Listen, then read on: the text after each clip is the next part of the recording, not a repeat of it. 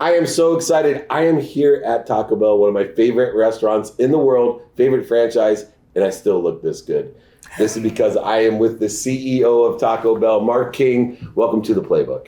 David, it's great to be on the Playbook. It's so cool because I have watched your career because you were in sports first, and one of my favorite companies that probably sponsored more golf tournaments than you even know of, and we hit you up all the time. But TaylorMade was your legacy at first, and it's so interesting that we can move from careers as I did from the phone to sports into media. You yourself really started in sales, just like me, but in the golf club industry with TaylorMade. And I'd love to understand the skills and the knowledge and the desire that you developed to become the CEO of one of the most powerful companies in America, if not the world. Well, it definitely is the world. So let's just say that, David. And you deserve that. I don't know about that. But so I started out, first job right out of college was I moved from Green Bay, Wisconsin to San Diego to be a sales rep for the TaylorMade Golf Company. Didn't have any idea what I was doing. Shorts? I did.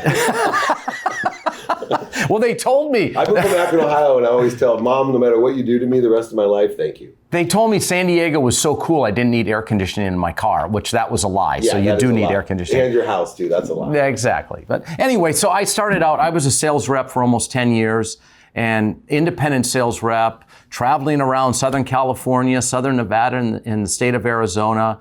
And I think during that time, David, learned a lot about selling, customers, products, consumers, how it all goes together, which I think that really laid the foundation for later on, like now when you have to run a company. But it was also the most fun in my life was to be out there with customers selling products. Then in the 90s, I was a VP of sales for the TaylorMade Golf Company and learned how to manage people, manage a P&L, manage a supply chain. So that was great. And not quite as fun as selling. No, it was not nearly as fun. And then I became CEO in 2000 and then really learned how to lead a company. So really I was selling products, managing people, and then leading an organization. And it all was just a kind of a whirlwind. Then I spent 5 years running the Adidas business in North America from 14 to 18. And so that was just an amazing career, all in sports, all with athletes, but with products, consumers, and it was just an amazing way to start my life. You know, in the 80s and 90s, as you transitioned jobs, it was very rare that we'd switch industries.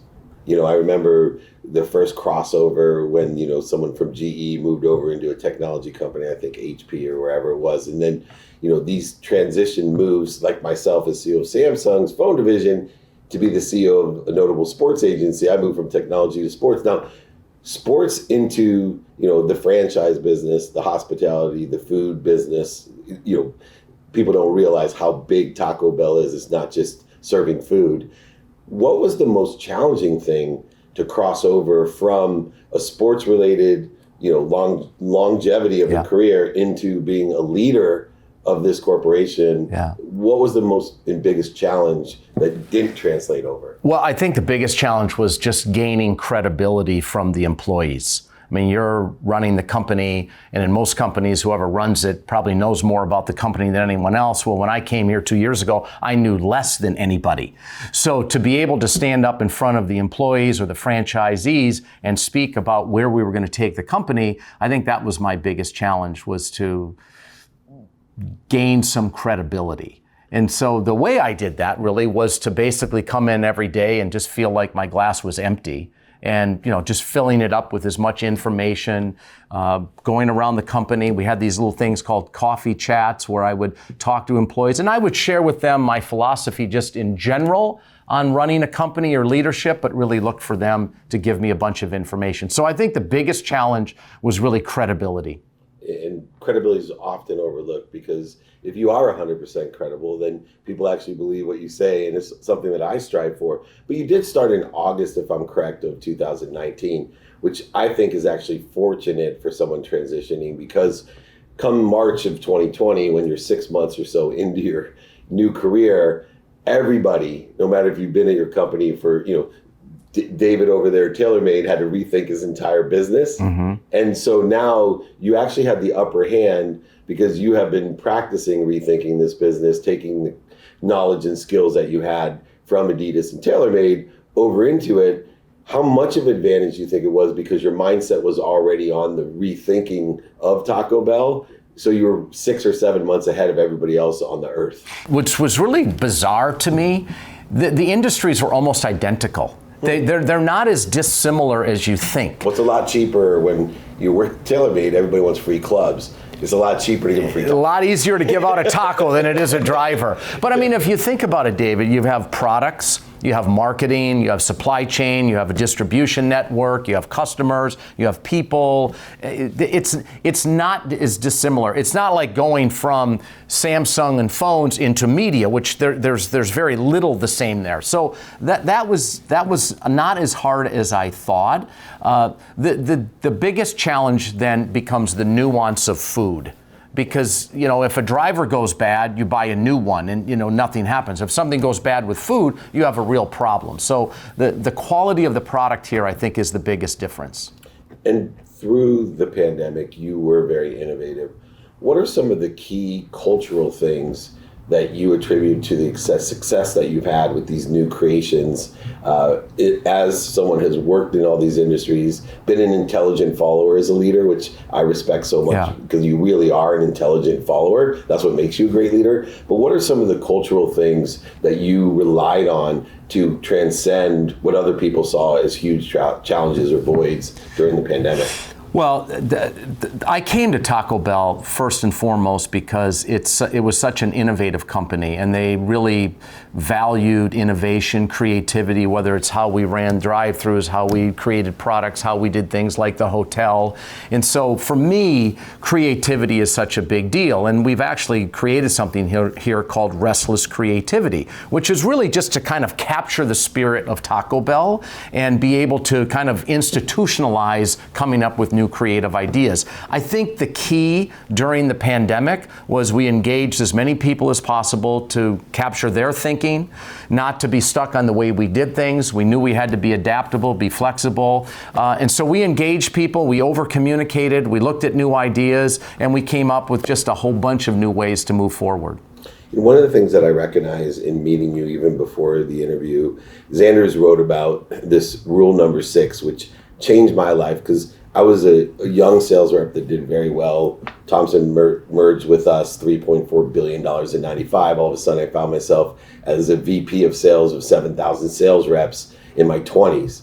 And someone had me read Xander's and said, you need to learn rule number 6. And immediately when I met you, I realized you knew rule number 6, which is don't take yourself so seriously. And that seems to be from the time I walked into the business here, the corporate offices, to meeting you, it seems to trickle down through everyone that, hey, we still can make a lot of money and help a lot of people here, but let's have fun in doing what we're going to do. I think the one thing that I think I specialize in rule number 6. But I think having fun is a big part of success. I think if people get up every day and they're energized, they're excited, they want to come into the office or jump on a Teams call or whatever. And the business that we do is very serious because it's food and it provides livelihood for thousands, hundreds of thousands of people, but we don't have to take ourselves personally so seriously because success in a company isn't who's on the top. It's the environment that we create and the people we attract. And when you attribute that radical humility, it really tends to create more creativity and curiosity. How important is curiosity and creativity in how you lead and how you execute on what you lead? I think I'm just so glad you brought up the word curiosity because I think organizations stall over time because they become less curious, because they've had so much success, they stop being curious, which to me is what we call restless creativity. Is there new and different ways to move forward? And the answer is there has to be because the world is transforming right before our eyes. In the last 18 months, whether it's COVID, social issues in society, how the world has changed, millennials are getting older, Gen Zs are jumping in. I mean, we just have this real mixed bag of cultural things kind of colliding right now, and we've got to figure out a way to sift through all this stuff, figure out who we are, what we want to be, and the best way to do that is engaging as many people as possible, which we call restless creativity. And through that restless creativity, I was reading in Brooklyn, Minnesota, not Brooklyn, New York, but that's where they have the Dave Meltzer mural in Brooklyn, New York. Brooklyn, Minnesota, you have Defy. And to me, I just have to be honest, I am a fast food junkie, which I love Taco Bell. I'm not just hitting up for a free taco. I got my free clubs from you years ago. Probably didn't even know that. Hung out at the Kingdom. But more importantly, it seems like it's like a 4-lane freeway to get your food. But somebody, thought, no pun intended, outside the box and created this Defy. Talk about how you can change the entire way people have been doing drive-through. Yeah. How does that occur, and what is Defy? So, David, let's start with first. Defy is a drive-through Taco Bell. It opens in the spring. It's not open yet. It opens next spring, and it's 4 lanes, and it's all digital. You have to order ahead, but the really cool thing is you drive into a lane, and the kitchen is up on top of you. You have ordered ahead. The food comes down this vacuum-sealed tube, and a little door opens. You reach in and grab your bag, and you leave. So there's no cash. There's no people. The people are all upstairs. So it's really futuristic. It's really saying, what is the restaurant of the future? So that's really interesting. It's very cool. I think it will redefine what drive-through restaurants look like. I think the more interesting thing, to be honest, is how we got there. Yeah. And how we got there was, again, this environment at Taco Bell that we're always looking to the future. What does the future look like? How do we look around the corner to see what we should be doing? And in this case, it was one of our franchisees, the Engler brothers from Minneapolis. They called and said, hey, we've got this brilliant idea. We don't know if it'll work. And so then we put a team together, Taco Bell people, design people, engineers, the Englers, and it took maybe a year of working together, and now we have a prototype. It's in construction, and I really think it'll redefine what a drive-through looks like in the future. Really cool. But it's this process of creativity that and looking for it, David, and I think that's where most businesses fail, is that they're running their business day to day, and you get so ingrained in what you do that you're not really looking out in the future. And so for me, it's a parallel path, doing the day-to-day business and looking into the future. And I think that's what's so great about Taco Bell. One of the other great things that you have is this balance that a lot of sales executives carry in as they become more administrative executives, as COOs and CEOs. And I find a lot of executives in sales transcend into those positions very nicely, because not only are they curious and creative, not only can they articulate a quantitative value better than anyone, but they actually have been trained to analyze the quantitative nature of great ideas. So I have a saying, right? There's a million great ideas out there, but how are you going to make money from it? So I'm sitting here thinking about Defy, and I'd love for, in the playbook, to know your playbook to success on utilizing those analytic, economic, quantifiable skills that you have in order to say, hey, the Engler brothers, great idea. But I know another set of brothers that had a great idea a long time ago about fast food that didn't make any money. Somebody else that knew how to quantify it made all the money, and actually branded himself the founder of that company. For you, how did you quantify knowing that this actually not only will work and it's creative and it's beautiful and cool, but it has to make money? Yeah. So a couple of things. I think when you create a new innovation, I think there's a couple of things. One, you've got to have an idea.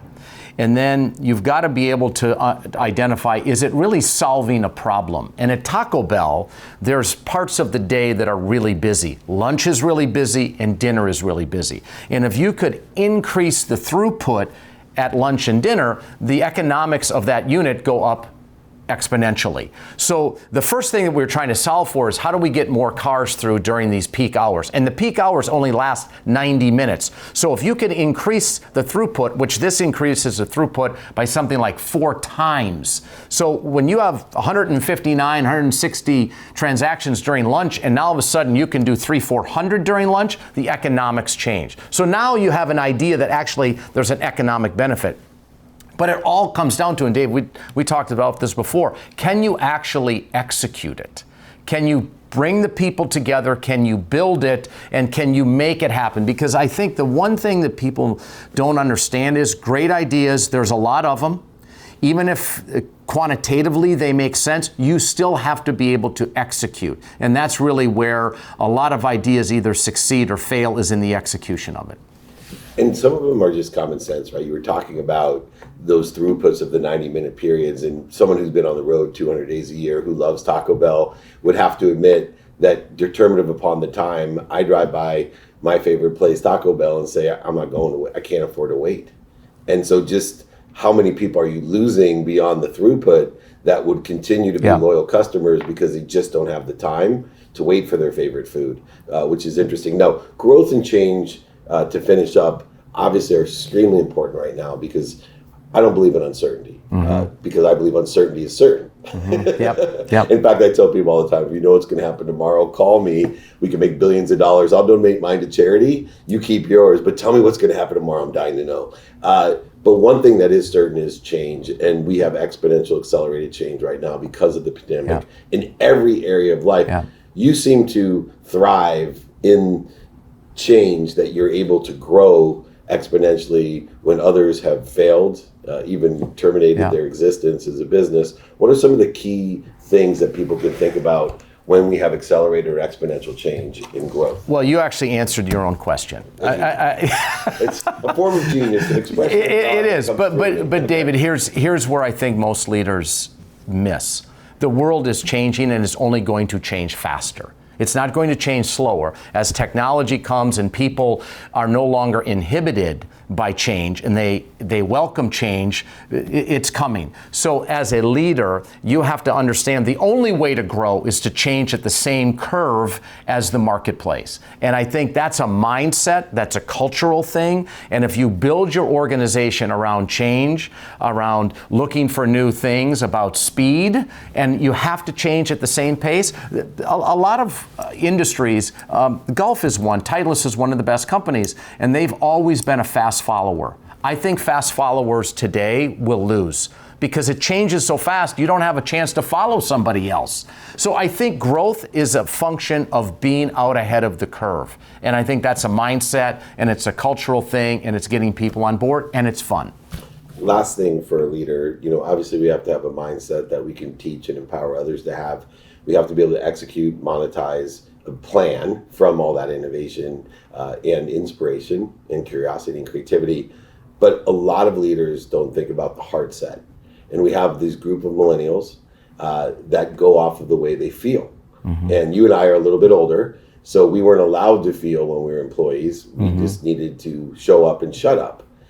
And it's a different culture today that people don't necessarily care about the same things that we cared about when we graduated school. Now we have to care about the heart set of our company and our employees. For you, how have you been able to learn and grow as a leader to go ahead and to apply and to empower the way that we feel? Because I found it took me a while as a leader to, one, care how my employee feel, because I just wasn't raised that way, and then more importantly, change the way they feel to motivate and inspire them. When we started working, leaders were about themselves. They were about big, powerful, charismatic, visionary people that could see things that others couldn't, and people lined up behind them and followed. And you could, as a leader, you could treat people however you wanted, and people would follow you. The world has changed, and people want respect. They want a platform. They want to be engaged. They want to know they're heard. And I think our jobs as leaders is to identify, how do you get the most out of your people? So it's not about what I want, it's about what the people want. And if you give the people what they want, you have a better chance of new creative ideas. And I think what we've lived through here, when we talked about coming back to the office, we didn't get the executive team together to say, what should it look like? We got a group of people together, employees of all ranks in the organization, and said, you guys create the future. What do you want to still be a part of Taco Bell, to be excited about coming back to work, and to give us your best work? And we've created a new format for how we're going to use this building, how we're going to interact and work together, that has nothing to do with what I want. It's what the people want. And if you're not willing to adapt to that, you're not going to succeed as a leader today. Taco Bell is one of the companies. I created a system of daily practices of knowing your what you want, who can you help, and who can help you, how are we going to get it done, what do we do now? And prioritization is a huge issue, but you can't do it unless you know your what, your who, and your how, and then to apply the why instead of to help people seek a why. And Taco Bell absolutely is one of the case studies that I utilize to show and analyze people when they say, what do you mean by what, who, how, now, and why? I said, look at Mark King and Taco Bell, which everybody should do. I want to thank you so much, Mark, for joining me. This is David Meltzer with Entrepreneurs, the Playbook.